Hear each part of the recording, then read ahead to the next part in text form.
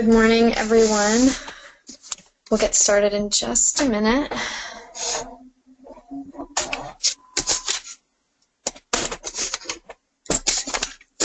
Okay. So this morning, welcome. We are talking about Responsible Care 14001, the 2015 revision to the technical specification. We're going to go over the changes to this tech spec that just came out earlier this past September and how that will impact the audits. This webinar is geared towards potential clients as well as current clients who are looking to learn a little bit more about what has changed in the document, in the standard itself. So we'll go through that. My name is Austin Matthews. For those of you who haven't attended any of my webinars before, I am the EHS Assistant Program Manager at PJR. And like I said, our audience is mainly geared towards prospective and current clients, but it's welcome to anyone, people who want to learn a little bit more about responsible care or auditors auditing the standard who want, some continuing education about these changes. Everyone is welcome today. So just briefly, we have the agenda here. We'll talk a little bit about PJR and what we do, the benefits for certification, talk about the transition timeline for clients that are already certified to the previous version. We'll talk about certification requirements for new clients or prospective clients who may not be as familiar with the certification process. And then the bulk of what we'll be discussing, obviously, is the key changes. We'll have time for questions at the end as well. A lot of the revisions to this technical specification have to do with the revisions to ISO 14001 2015. So I wanted to give an overview of those changes as well, since, that's the bulk of the revisions, as I said. So what I've done to try and help clarify that is anywhere we're talking about the ISO 14001 changes, I've put the font in red. We have a separate webinar solely dedicated to that topic where you can receive more detailed information on that topic, but I wanted to include that as it's very relevant to the responsible care revision. So we'll see that in a couple of slides, but just so that didn't confuse anyone. The ISO 14001 changes are in red, and the responsible care changes will be in the normal color. So again, a little bit about PJR. We are a leading registrar. We have a variety of certification standards that we offer. You'll see that on the next slide. A wide range of countries. This is just a snapshot to give you an idea. Countries where we've certified companies to various standards. And here is an overview of some of the standards that Perry Johnson offers. Obviously, responsible care is one of those options, and that's what we're discussing today, as is ISO 14001, which this document is heavily based on.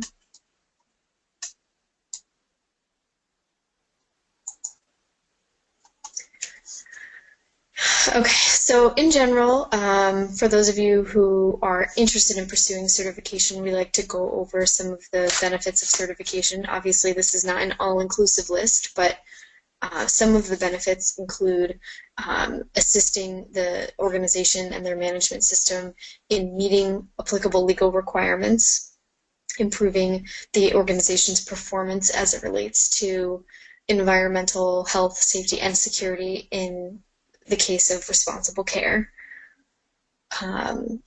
Benefits as far as increased management commitment, employee engagement, those are encouraged through the implementation of these certification programs. Business management, assessing and meeting stakeholder requirements, having a positive public image, achieving corporate objectives. All of those are relevant. Being able to assess, manage monitor suppliers' performance, providing a competitive advantage in many cases if your organization is up against organizations who do not hold any certifications or the same certifications. It helps your organization stand out as having gone the extra mile, kind of going above and beyond to obtain and maintain these certifications, speaks highly as far as the organization's commitment to environmental protection, for example. And along with having that competitive advantage and meeting the legal requirements, there can be a variety of financial benefits. It's just a brief overview. Obviously, there may be different reasons your organization is pursuing certification. Specific drivers associated with responsible care 14,001. Obviously, this relates to the chemical industry primarily. So there's a commitment to environmental protection, conservation built into the standard, and then obviously the responsible care. I apologize, there's a typo there. I'll have to go back and fix that.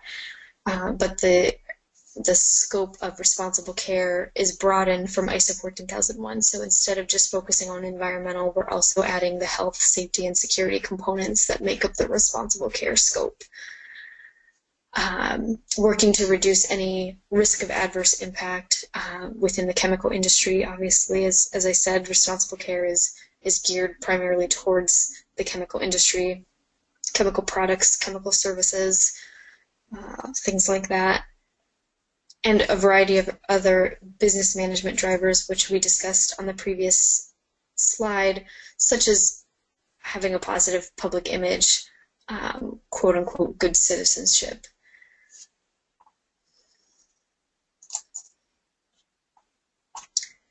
For clients who are already certified to ISO 14001 2013, as I mentioned, the tech spec was revised and published in September of 2015, so the transition timeline of 3 years has been aligned with the ISO 14001 2015 transition, which means that the deadline for transition is September 14th of 2018.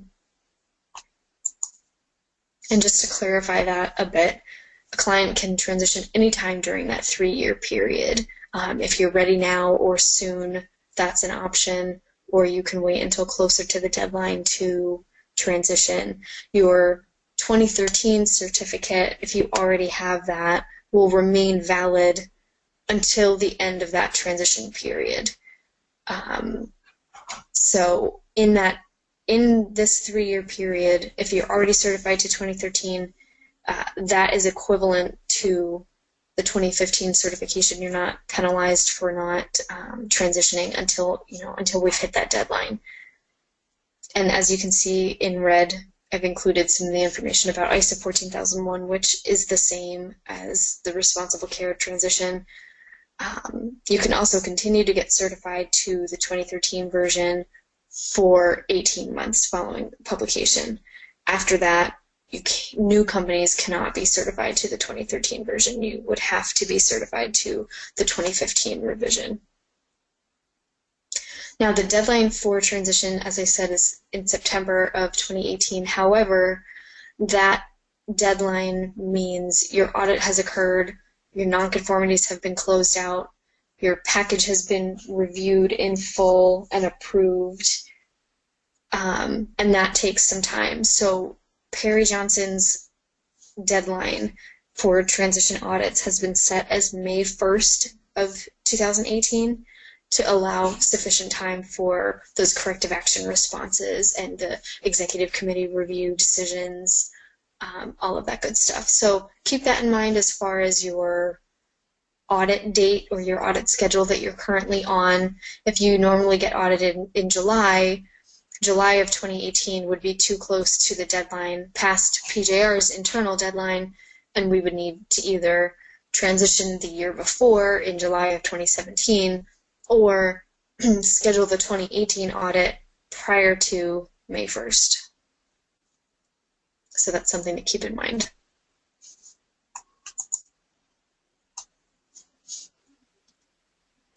A brief overview of the certification process for anyone who is not currently certified and not familiar with this process. The first step in pursuing certification is to establish the documented information that meets the standard requirements. So essentially creating the system. Conduct any training that is necessary to your management team, your staff. Implementing the requirements that you have identified and established as your system, which would also include internal audits, compliance evaluations, review of the system, all that good stuff. And then, of course, you would need to contract with a certification body, such as Perry Johnson, who would then schedule your audits. A Stage 1 and a Stage 2 audit are required before certification can be issued initially. Any nonconformities need to be addressed and closed out prior to certification issuance as well. We'll talk a little bit more about that on the next slide. So once you have contracted with your certification body, in this case, obviously, Perry Johnson, we would conduct a review of the documented information to ensure that the framework is present, that you're ready for your Stage 1 audit. You have identified the requirements for your system and built that system, essentially. And then, as I said, the Stage 1 and Stage 2 audits would be scheduled. The Stage 1 audit focuses on documented information, a review of that framework that you have in place, that your organization has in place, to ensure that it meets the requirements of the standard. And then, you know, a month to 2 months later, we would have the Stage 2 audit, which is a little bit different from the Stage 1. It's less of a documentation review, more of a implementation audit. So Stage 1, we're focusing on the framework. Does it meet the requirements of the standard, the system that you have identified and established? At Stage 2, we're looking at whether or not that system has been effectively implemented, whether it's being maintained and followed, as well as, of course, again, that it's meeting the requirements of the standard. And this, the Stage 2 audit covers the entire management system, all of the core processes, all of the areas within the location. Any nonconformities identified, as I mentioned, need to be resolved prior to a certificate being issued. So there's a process for that. If any nonconformities are identified, and your auditor would go through that with you at the time of your audit.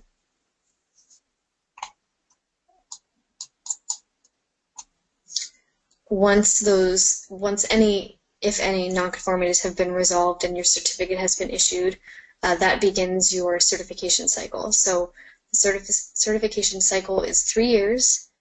So after Stage 2, you would have either annual audits or semi-annual audits, depending on the client, the contract, the organization's preferences. There's a variety of factors that go into determining that, and our sales department can discuss that in more detail if you're interested in pursuing certification. So we have the surveillance audits. Let's, for the sake of this discussion, assume that they're annual audits. After your Stage 2 audit, a year later you would have your first surveillance audit, and then a year after that you'd have your second surveillance audit. Those audits would cover about half of the processes each, so that between the two, all of the processes were covered, but it's not a full system audit each year as the Stage 2 is. The year after that would be the third year, which is the recertification audit, which is very similar to the Stage 2 audit in that all of the processes are audited again, and upon completion and addressing any nonconformities, you get a new certificate issued for another 3 years, and the cycle starts over again with your surveillance audit, followed by surveillance audit, followed by a recertification audit. So it's on a 3-year cycle where you're issued a new certificate after the completion of every recertification audit.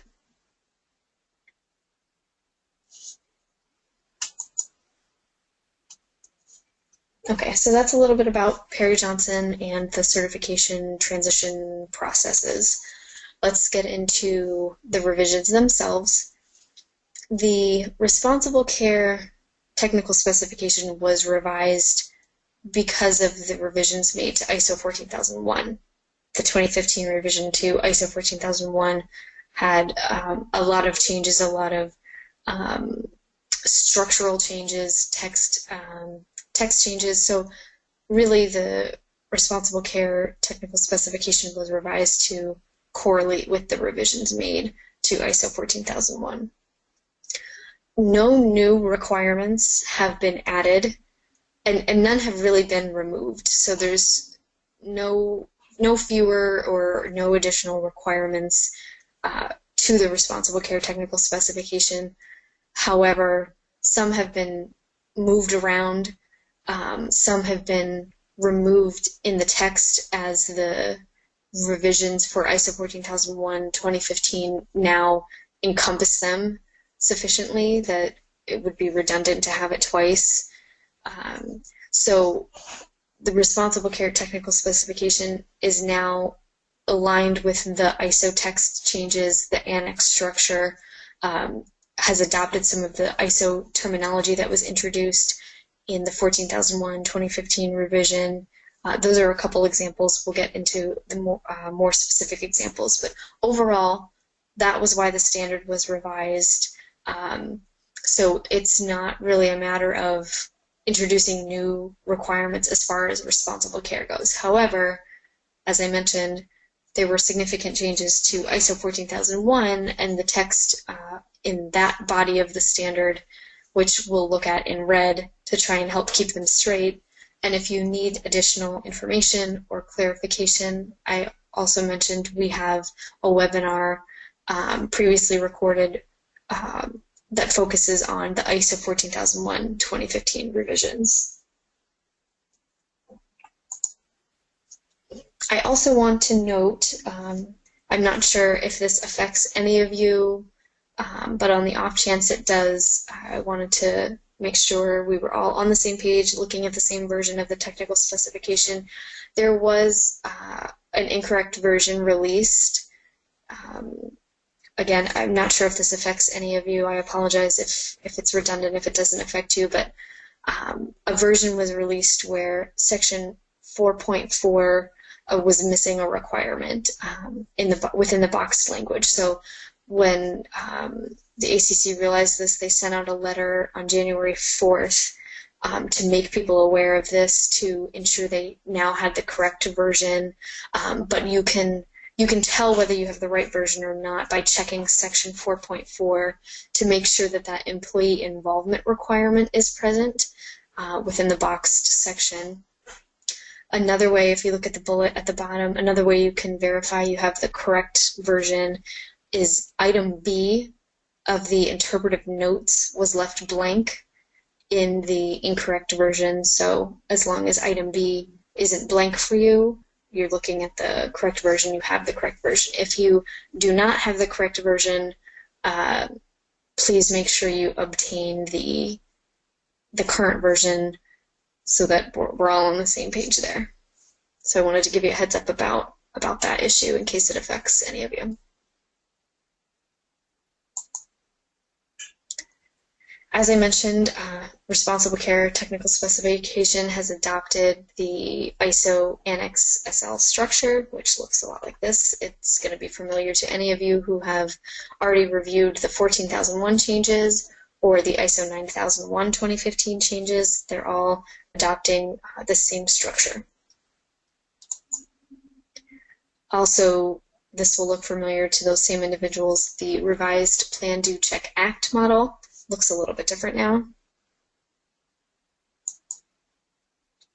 So here we have a slide in red where, as I mentioned, this focuses on the 14001 changes, since the majority of the changes to the Responsible Care Technical Specification are based on the 14001 changes. This PowerPoint, this presentation includes an overview of the ISO 14001 changes. So from a high-level perspective, the 14001 2015 revision has a greater emphasis on leadership, risk management, objectives and measurement, communication, and overall has fewer prescriptive requirements. So the idea was to offer a little bit more flexibility in meeting the requirements of the standard. Strategic environmental management, as far as increased requirements for that strategic planning, you know, how the organization is incorporating these requirements, is planning to meet these requirements at a high level. Leadership has been expanded as far as the management representative role not being required to be met with only one individual. That role can now be shared. Depends on the size of your organization and how you want to handle things, but that is no longer required to be one individual, as well as assigning specific responsibilities to people in leadership roles to help understand if that management representative role is shared, who's responsible for what, making sure everything is covered, how those responsibilities are allocated. The expectations as far as environmental protection have been expanded beyond necessarily the organization's activities, and we'll talk more about that in a little bit. And this, of course, is consistent with the context of the organization once that has been identified. More of an emphasis on environmental performance instead of continual improvement of the management system. Life cycle thinking is introduced as far as, again, considering the impact of the product or services beyond the walls of the organization itself. Thinking back to the product's inception, if that's not what your organization is responsible for, all the way to end-of-life disposal, as it's applicable, of course. Some elements may not be applicable, but having that broader scope to think about the life cycle management of the products or services. Communication has more of an emphasis on both external and internal communications. And one of the key changes certainly is the documentation requirements as far as expanding the allowable media types. Documented information is the new term, instead of documents and records, to reflect changes in technology, additional media options that organizations have been utilizing. So this is really to offer organizations greater flexibility as far as how they want to document or not document some of the requirements. And the 14001 webinar goes into more detail about that, but you see this terminology reflected in the responsible care revisions as well.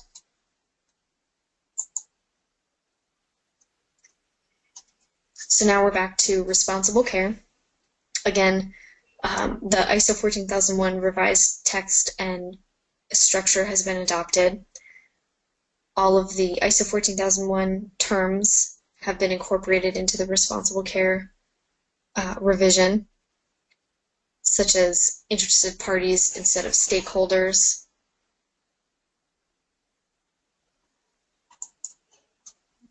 Again, to reiterate, no new requirements have been added to the responsible care technical specification above and beyond what has been added to ISO 14001. 4 requirements have been removed from the responsible care language because the ISO 14001 text either contains that requirement in a different section, or the text of ISO 14001 sufficiently encompasses that requirement that, again, it would be redundant to have it twice. And we'll look at that later in the presentation. And as always, responsible care reflects the ISO ISO 14001 requirements, as well as then additional requirements and the health and safety and security aspects for every environmental requirement in 14001. And that's where you see the boxed text that reflects the responsible care portions. It'll be any additional requirements beyond the 14001 verbiage, as well as the reminder that anywhere that the 14001 text refers to environmental requirements, responsible care tacks on the health, safety, and security elements that make up the responsible care scope.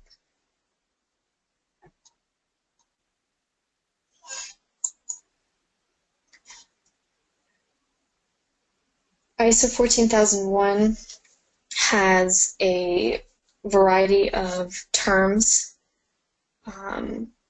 We already talked about some of these. Again, the ISO 14001 specific webinar goes into greater detail.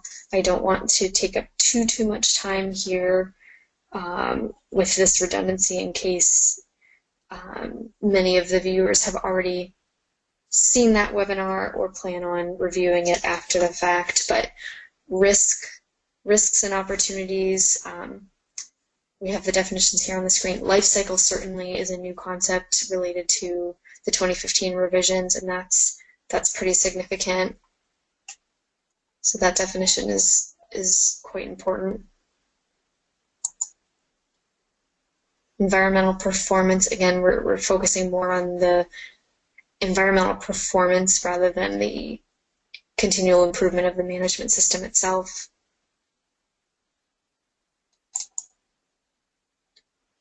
And then 3 new terms specific to responsible care, terms or definitions, being operational energy efficiency, logistics management providers, and product incident.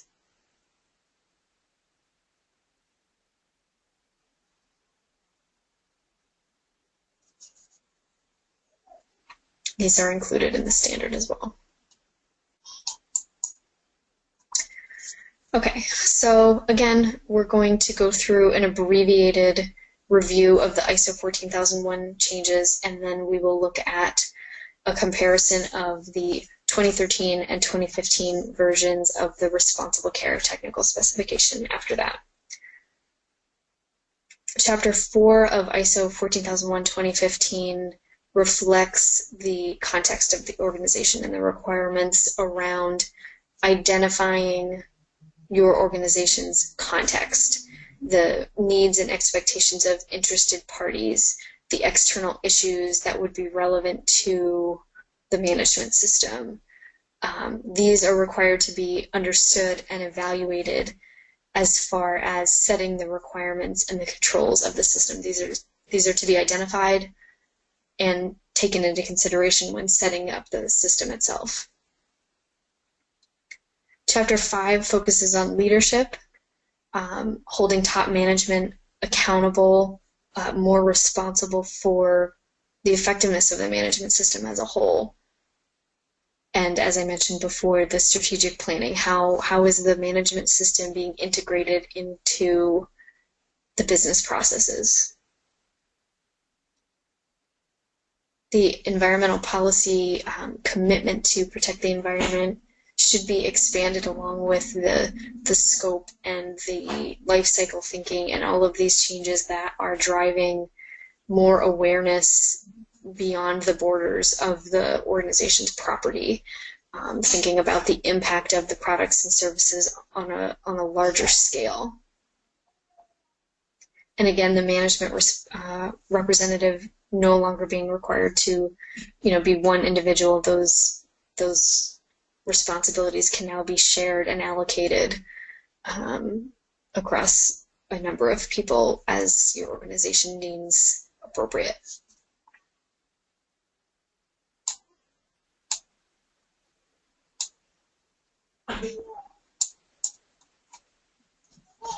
Chapter 6 represents planning, taking into consideration the both positive and negative impacts of the activities or services being provided. And again, this life cycle perspective that is new to the 2015 revisions. And again, everywhere that we're seeing environmental in this red text from ISO 14001, keep in mind that the responsible care equivalent will not only be environmental, but also health, safety, and security.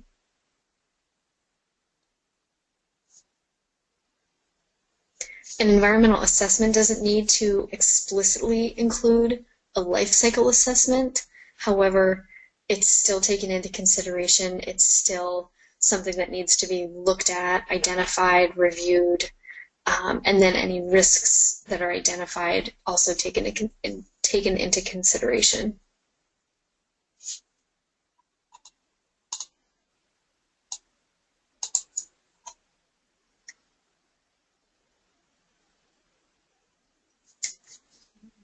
Continuing along that thought process, the risks and opportunities are to be determined related to all of the relevant functions, the environmental aspects, the compliance obligations, the interested party requirements.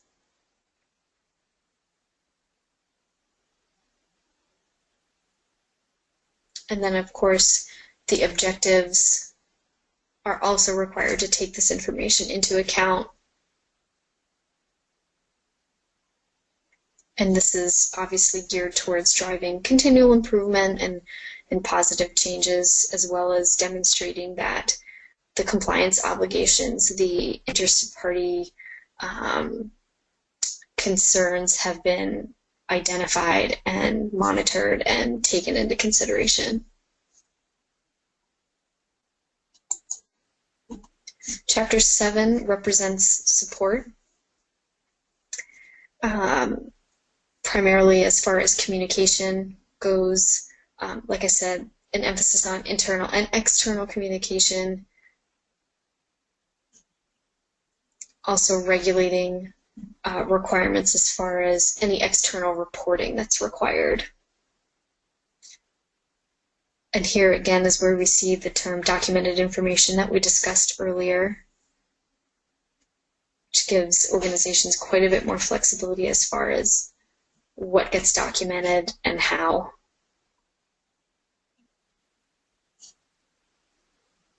Chapter 8 is operation. A greater emphasis as we think about holding organizations accountable for, again, beyond the company's boundaries, the physical boundaries, any outsourced processing, any upstream and downstream associates, paying closer attention to their processes, their impacts, as it applies to each organization. So this will vary by organization, and you'll have to look at how it specifically applies to you. But while you cannot directly,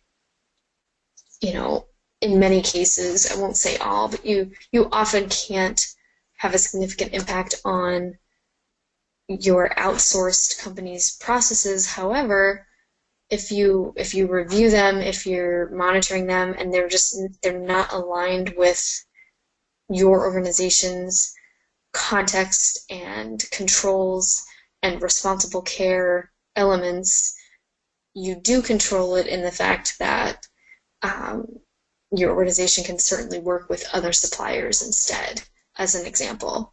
So, as I mentioned, this will vary as far as how much it applies to each organization, but having a broader scope looking at the environmental impacts, also to health, safety, and security as it relates to responsible care, but really thinking about that life cycle perspective, the inception of the product or service all the way through to end of life, and what that might mean for your organization.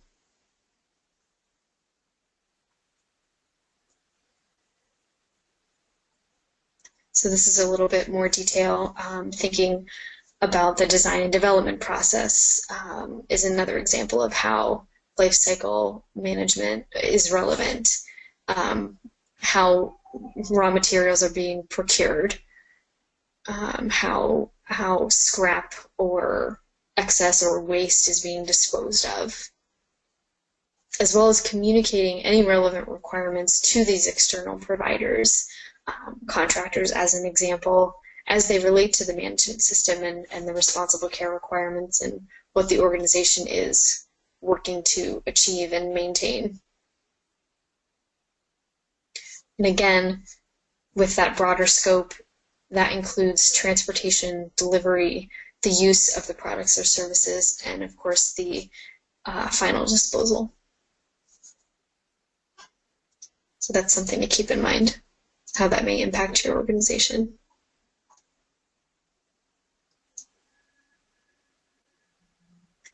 Chapter 9 represents performance evaluation. Again, the emphasis here in the 2015 revision is more on environmental performance instead of just, the continual improvement of the management system itself. So we have environmental objectives, of course, for ISO 14001, and then with responsible care, there's also the health, safety, and security aspects. And then the monitoring and measuring of this performance is broader to reflect the revisions made to the standard. Chapter 10, last but not least, represents improvement, the correction of any nonconformities, continual improvement overall. Again, focusing on a little bit of a broader scope, the organization itself as well as its surroundings, not just the building itself that houses the organization, looking a little bit further at the global impact, and that's really the emphasis of a lot of these revisions. Okay, so again, that's an overview of the ISO 14001 changes. You can view that webinar separately if you want some clarification or additional detail.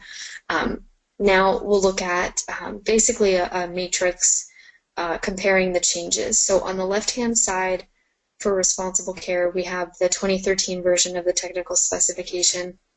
And on the right-hand side, we have the 2015 revision.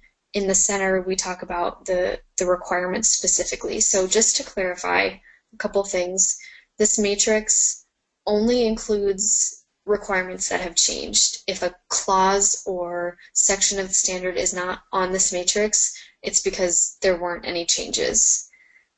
So it's not an inclusive clause by clause matrix.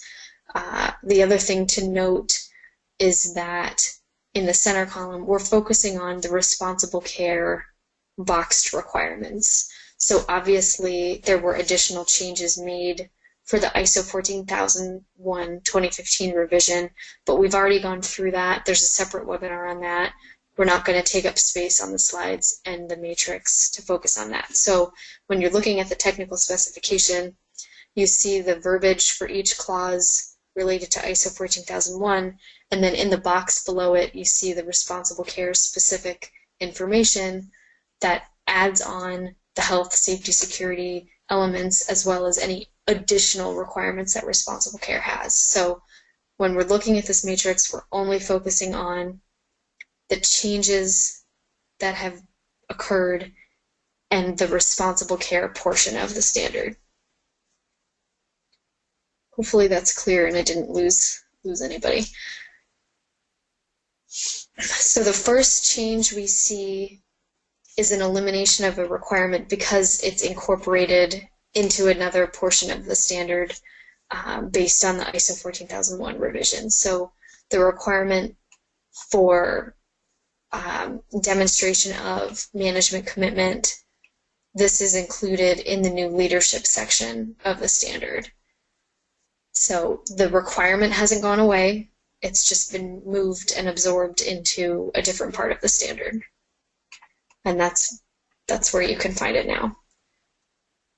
The other requirements have stayed the same, but again, they've been moved to a different section. Now, section 5.2, information about environmental aspects. They haven't gone away. Some of the text has been modified, and it can now be found in section 6.1.2.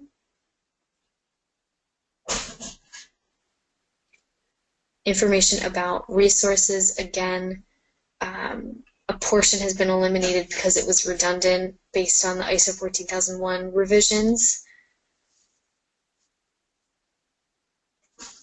And having a system to recognize responsible care performance of employees has been moved to section 5.1.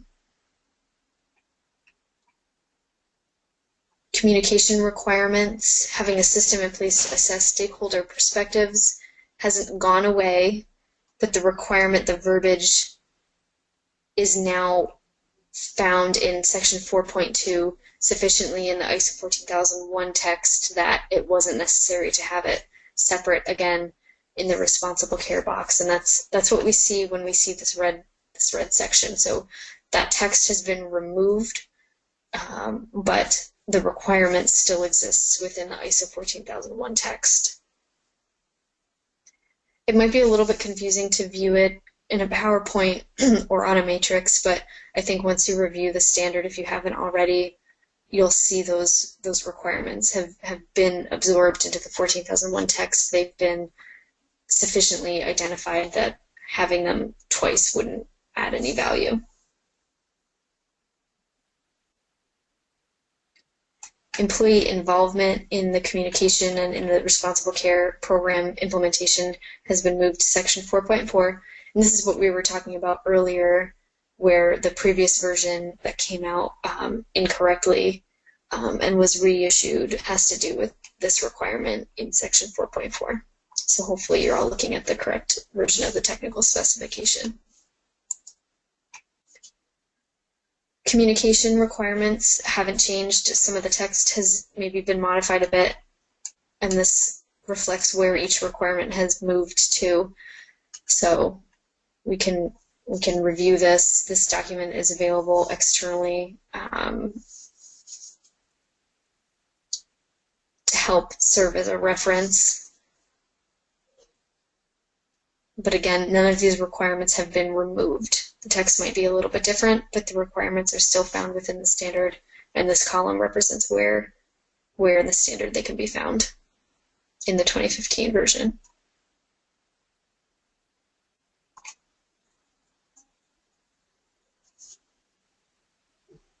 Operational controls, same idea.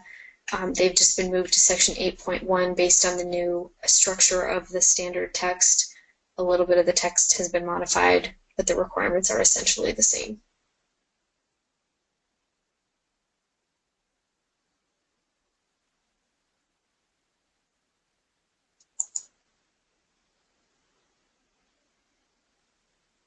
Emergency preparedness, again, no real changes, just moved to align with the annex structure. And the monitoring and measurement requirement is the fourth section, the fourth requirement that has technically been removed, but the requirement itself still exists within the ISO 14001 text. So the requirement to monitor and measure the health, safety, security, responsible care performance, and trends, this is covered within section 9.1.1 of the ISO text.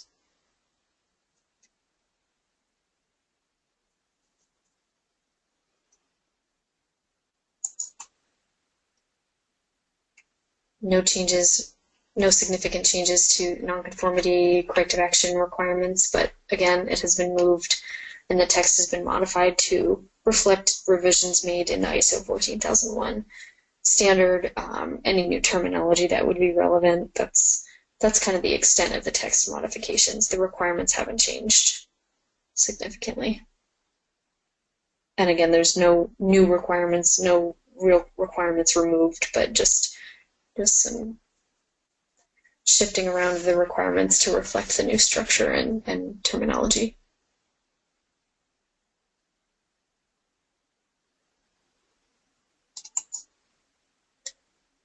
Additionally found within the standard, you have a couple different annexes.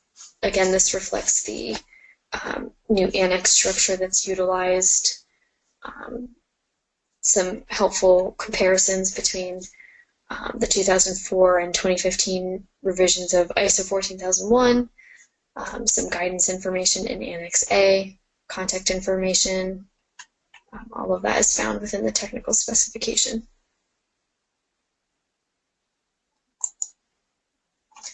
Okay. We have about 15 minutes left for any questions. If you're not familiar with this system, you can type any questions in the GoToMeeting bar, and I will review that, see if we have any questions. I have about 15 minutes to answer any questions anyone might have. And if you have questions you'd like to talk about offline, or you need any other technical information, you can contact myself. My contact information is right here. Or the program manager, Scott Jones, his information is here as well. If you're interested in receiving a quote or finding more about pursuing certification, you can contact our sales department. The phone number is listed right here. And I will leave that up while I take a look and see if there are any questions.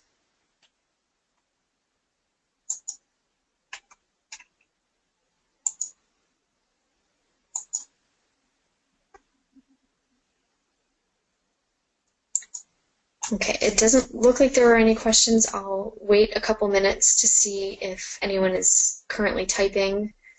Okay, hang on, here we go. Okay, so we have a question, is this a separate standard? So if I'm understanding correctly, you're asking if the responsible care technical specification is a separate standard from ISO 14001. And the answer to that, if that's your question, is yes. Responsible care is a separate certificate, a separate certification standard from the ACC in terms of, like I said, related to the chemical industry primarily. So it takes the ISO 14001 requirements and goes further with them to incorporate additional requirements relevant to the chemical industry, as well as the health, safety, and security aspects. So it is a separate standard.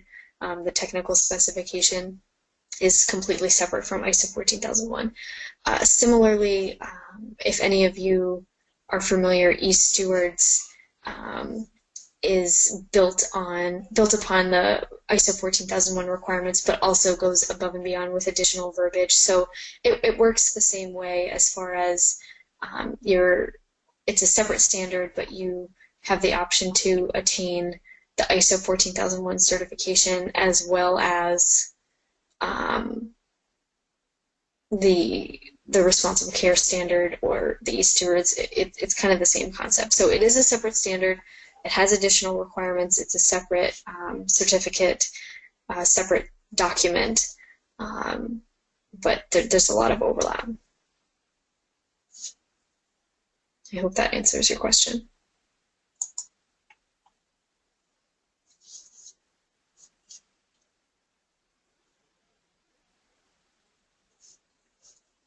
Are there any other questions today?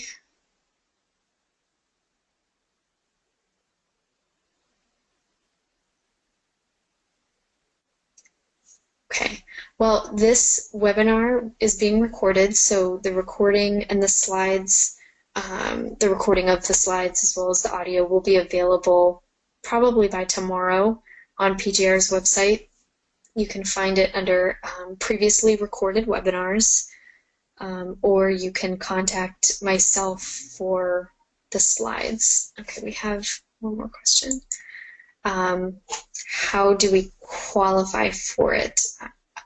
I'm not sure I fully understand what you're asking. You're certainly welcome to reach out to me or the sales department specifically to discuss pursuing certification. But if we go back to earlier in the presentation when we talked about the certification process, you would need to implement the framework of the standard and contract with a certification body such as Perry Johnson to qualify to just start the audit process. So I'm not sure that's what you're asking. If it's not, like I said, please feel free to contact myself or PJR directly, and we can talk about it in more detail.